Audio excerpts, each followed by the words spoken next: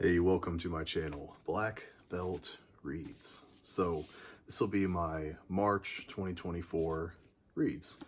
I didn't read as much this month as I have the past few months.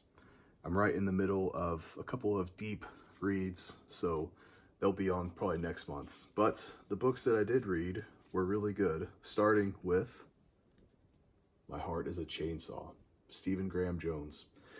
I read this because the third book in this series is coming out soon, or is already out by the time this is uploaded. I bought this when it first came out just because I had read The Only Good Indians and I really liked it. It was the only Stephen Graham Jones that I've read, and it was weird and just, I liked the way it was written. Some people don't like his writing maybe, but I enjoyed it. So picked up this, finally read it, and I didn't like it as much as The Only Good Indians, but I still enjoyed it quite a bit. Enough to where I did buy the second book, Fear the Reaper, Don't Fear the Reaper. And then the third book, I'll probably pick it up as well, just to complete the trilogy there.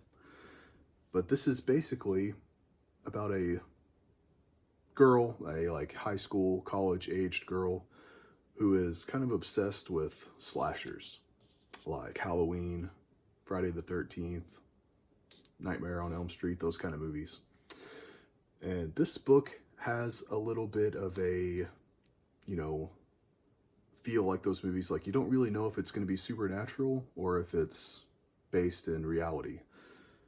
You don't really know. You kind of go back and forth during the whole book, which is really cool, really interesting. She's kind of obsessed with slashers, and something starts happening in her town, and she's convinced that she's a part of a slasher, and she's obsessed with the idea of the final girl. So there's a lot of weird stuff. Her point of view is just really strange because she just thinks in an odd way, almost like she's got some sort of mental illness or trauma that she's dealing with, and that does play a part in the story, which I found really interesting and really well written.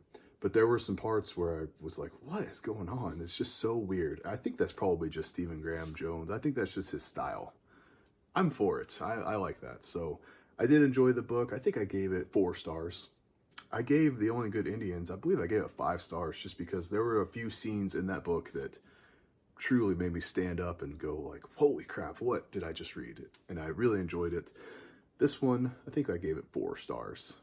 So for me, 4 stars is like, I really liked it, but it's not like an all-time favorite. 5 stars would be like pretty rare for me, like all-time favorite books. So yeah, I'm excited to read the second book, probably sooner rather than later. If you liked this, then I have a small recommendation here. It is The Devil Takes You Home by Gabino Iglesias.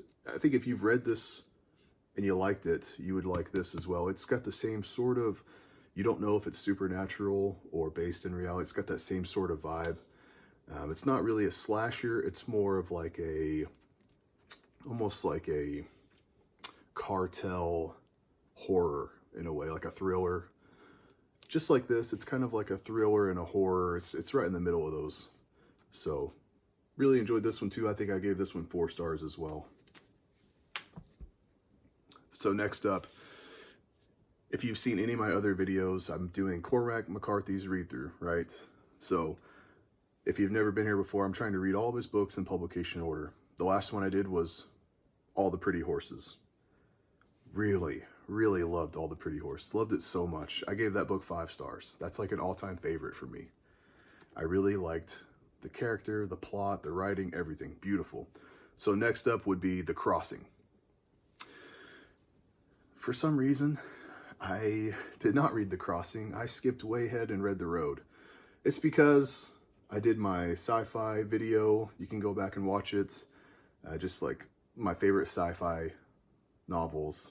And I had this one at the very beginning and said, I don't really know if this is considered sci-fi. It's kind of like more of a literary novel, but it's got like an apocalyptic sort of sci-fi backdrop. So I just picked up, started reading it again. I read it a long time ago, So I'm reading it again, and I still don't know if you would call it sci-fi. It's definitely not very much sci-fi, other than just like the world is ending. And, you know, you don't really know why, so it's kind of mysterious. But really, the road is just about a man and his son trying to make it in this world that's just falling apart. It's cold, they're hungry, they're fearful of their lives constantly. It's extremely brutal. It's extremely sad. The ending of this book definitely made me tear up, which is pretty easy to do for me. I tend to tear up a lot during movies and books. It's hard to scare me. I feel like I don't really get scared very often when I'm reading a book, but a book can make me cry pretty easily. And this one, you know, brought a tear to my eye. I enjoyed it just as much the second time as I did the first time, if you can call it enjoying it. It's an extremely grim book, but of course the writing is absolutely beautiful. And yeah, for some reason I was just called to this book. So I've gone back since, and I've started reading The Crossing. I'm about halfway through, so it'll probably be on next month. But yeah, what can I say? Cormac McCarthy continues to probably be my favorite author of all time. Every one of his books, this is much different than All the Pretty Horses. These are completely different books, written decades apart, right? But loved this book. I loved it a lot. So won't say too much more about it. It's a very popular book. Of course, he won the Pulitzer Prize for it. So next up, I actually had this in my haul video a while back. It's Cassandra CA. Of course, everyone knows this cover. It's pretty popular at this point. A lot of people have picked this book up just for the cover. Nothing but blackened teeth. So, man, this was something that had been recommended to me several times, but then I also saw a lot of people saying it was awful. So I'm like, I probably won't get it. You know, it's pretty small. It's like $20. Of course, I got it for like half off, but that's still like $10 for a pretty short book. Finally picked it up just because I was curious. You know, I really just wanted to know what the deal was, why it was so controversial. I had no idea when I bought this. So I log everything that I read on Goodreads just to keep track of it. You know, I read a lot of books, so it helps to keep track of graphic novels, books. Anyway, when I log this, I look at the overall rating. This is the lowest rated book on my entire Goodreads of any book I've ever read. This is the lowest rated. And that is insanity. That is crazy. I don't see how anyone could rate this like a 1 or a 2 stars. It was really good. The writing is beautiful. It's got beautiful writing. So the characters are not very likable. That's pretty par for the course for like a horror novel. So that didn't bother me at all. And they weren't nearly as bad as I was sort of led to believe they would be. But the narrative writing, it's beautiful. She's using a lot of big words. Maybe you don't understand. I had to look up a couple words that she used. That's fine. I want authors to challenge me. If I don't know a word, I'll just look it up. It's so easy. I have a little dictionary that I use, or I'll use my phone. I try not to keep my phone near me when I'm reading, or I'm tempted to put it down and scroll, you know. I just can't imagine how this is the lowest rated book on my Good. That's insane. I gave it 4 stars. 4, which means I really liked it. The only thing that makes it not 5 stars is it's so short. I feel like I wanted more. I could have kept reading, and this could have been a full-length novel easily. It's about a group of friends who go for a wedding in a haunted house in Japan. Kind of like a gimmick, you know, let's go get married in a haunted house. Well, the house really is haunted. So I'm a huge fan of just like the Japanese culture, the feel. Of course, I'm black belt reads, right? So I've done martial arts since I was young, obsessed with martial arts, and I'm a black belt in jiu-jitsu, which I'm a black belt in Brazilian jiu-jitsu, but that originates from judo, from Japan. I love the Japanese culture. I love the mythology around their, you know, horror, their demons and all that. I just think it's really fascinating. I wish I could speak Japanese. I would love to visit Japan, but that's what they're doing. They're visiting Japan. Anyway, the book is not nearly as bad as anybody had led me to believe. It's insane that it's rated so low. People just don't like the characters. They find them annoying, unrelatable. I don't know. I didn't think they were that bad at all. I mean, maybe I just read a lot of books. Not everyone's like you, right? When you read a book, you can imagine what it would be like to be someone else. It's the whole point of reading. You can live these other lives. So if you don't agree with a character, you don't have to. You're just spending a little time with them. And in this case, a very little time. I'll definitely try to read some more. I think she has another book that just came out, maybe. So if you like beautiful writing and just a nice, dark, creepy horror atmosphere with some twists. I mean, she didn't have enough time really to set much up, but anyway, I would recommend it. It was actually so short that I read another book. It's been on my shelves forever. Ring. Koji Suzuki. So I just wanted to continue with that dark Japanese horror vibe. And so I picked this up. It was a super quick read. Of course, a lot of people have seen the movie, right? The Ring. I had never heard anything about the book, really. Obviously, I really enjoyed the movie. Saw that movie when I was a kid, and it scared the crap out of me.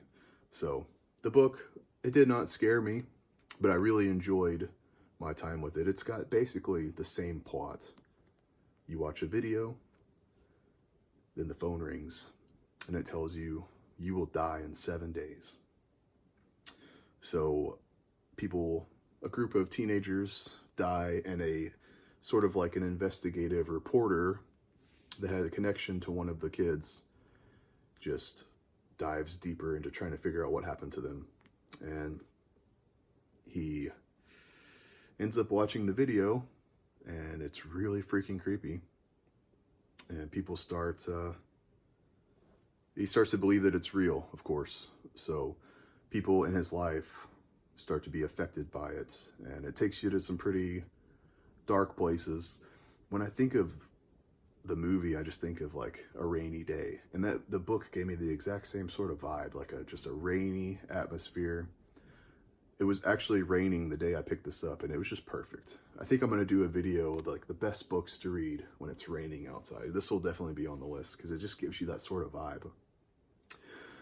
The ending is a little strange with like some gender stuff going on there that's, I mean, what can I say? I don't really know how I felt about it. It's a little weird. I think some people don't like this book because of that stuff. Again, it's very hard to offend me, so didn't bother me that much. Really enjoyed the mystery and the atmosphere of this book. If you liked Cassandra CA or The Ring, or Ringu, I believe is how it's originally titled, I would recommend The Devil of Nan King. It has the same sort of vibe. This is about a woman who goes to Japan to work as a Japanese waitress, kind of in like a bar where, you know, pretty girls work and try to get guys to spend money on them, you know, not in like a sexual way necessarily, but just as sort of a cultural thing. Anyway, this is a very creepy book. I bought this years ago because of the cover, right? Super creepy. It's the only Mo Hader book I've ever read, The Devil of Nan King. It was really good. If you like that dark, creepy Japanese atmosphere, I would definitely suggest this. It's got a couple of moments that are truly, like, just weird, shocking, scary. And, of course, it's based on sort of a real event as well that I won't talk about, but it's pretty messed up. It's pretty awful. So that's it. No graphic novels. I'm in the middle of a huge graphic novel omnibus, so it'll be on next month. Yeah, let me know if you've read any of these, what you think about them. Thank you so much for watching. See y'all on the next one.